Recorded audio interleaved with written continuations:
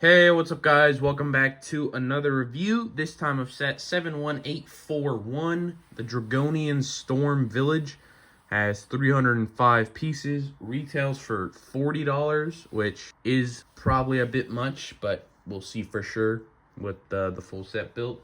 It is on sale right now from LEGO, and it is retiring soon.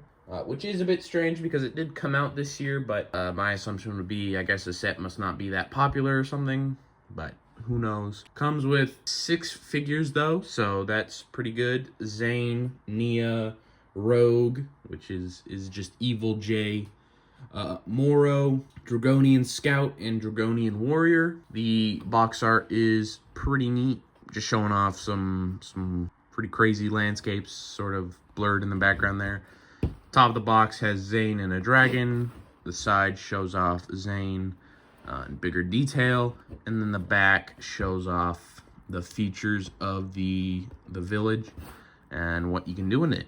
And then you open the setup right here with some push tabs. Inside, you've got 2 paper bags, and having gotten paper bags from another set recently, so far, comparing to other sets, it seems like they put more in the paper bags. I might be crazy, but it feels like for 300 pieces, I feel a lot of other sets would go 3 or 4 plastic bags, not 2. But looking at the instruction manual, the back of the box, or back of it, shows the different sets that came out alongside this Storm Village. I have reviews on all of those spinners, as well as the Lloyd's Dragon and Zane's Mech, and nothing else really crazy in the instructions. It also has, thankfully, a very small sticker sheet, and then one loose rope piece, I guess, as well. But let's get this set built. All right, now that the set is built, let's first take a look at the large amount of figures that come with it.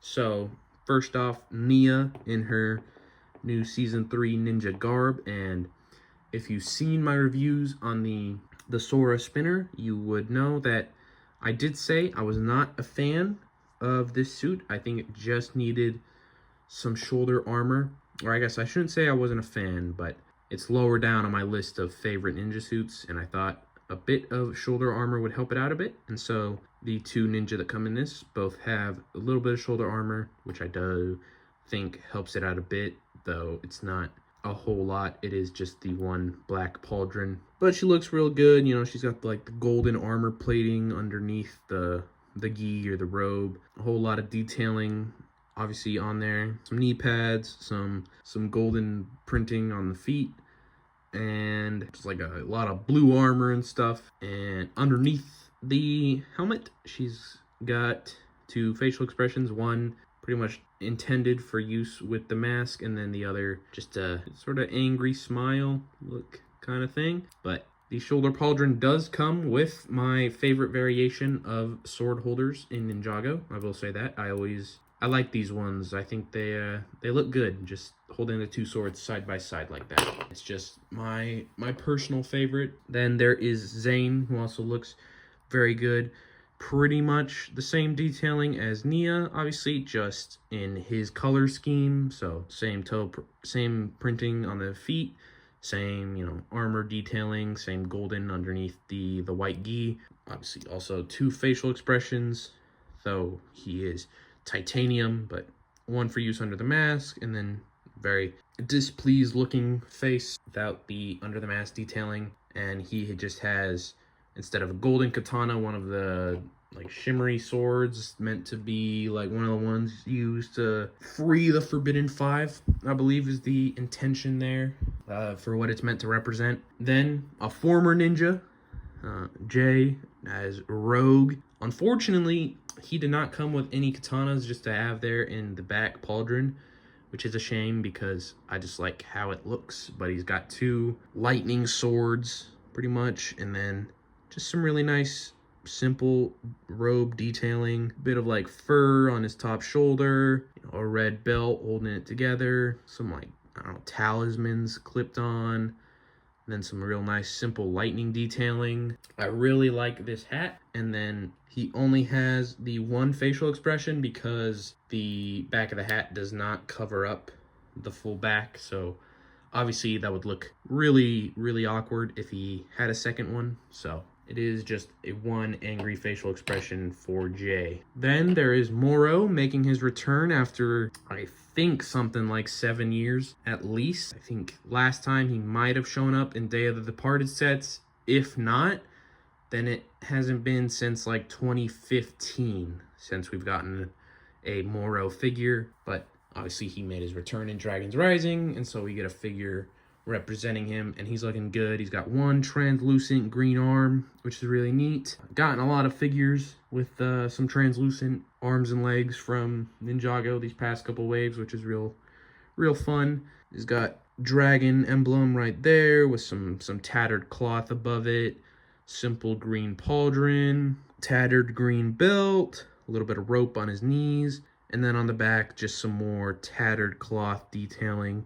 with some symbols which are kind of showing up a little funny on camera, but the Ninjago language, assumedly.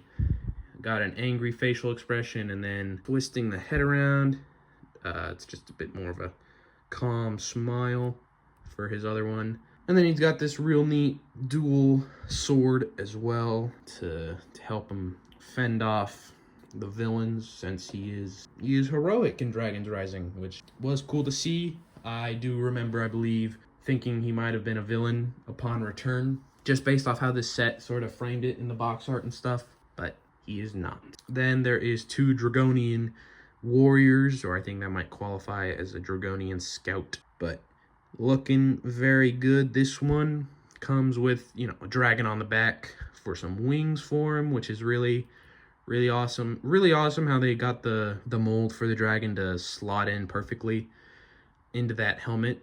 Obviously it was designed to, but it's just a really like good connection. Looks really good. He's got that metal plating all down the front of his chest, going down onto his legs, and then some scales printed underneath that, and then some claws on his feet. Then taking off the dragon helmet, he's got angry face, and then see right there, a bit of scale detailing on the back of his head. Definitely helped me grow on my opinions on the Dragonian warriors, getting them with the full like dragon helmet, and especially with the dragon on their back. I think it looks really awesome. This guy is the exact same, just different weapon, and obviously with a mohawk and no dragon on his back, but otherwise the same. Oh, and I suppose the back head printing is different. It is just some scales and nothing else. Otherwise, for all intents and purposes, it is the same thing. Now, before the actual village, there is this little like spinner battler thing, as you just stick two figures on there, and then, you know, you spin them about, and they're doing battle. And obviously you can get it to spin pretty fast, but it doesn't go in and hit that. But it's an interesting little thing.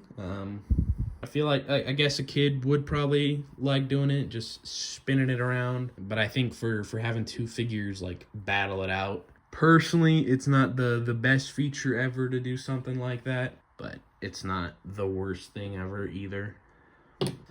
However, for the main village, this set really does remind me a lot of the Tournament of Elements Ninjago Legacy set from like 4 or 5 years ago. Pretty similar, you know, the village in this case, or the, you know, tournament arena in that Tournament of Elements set. You know, both of them are kind of like just facades. You know, there's no real depth to either of them. There's just enough space on them to place a few figures, you know, in action stuff, and then it's mostly meant to just have the figures.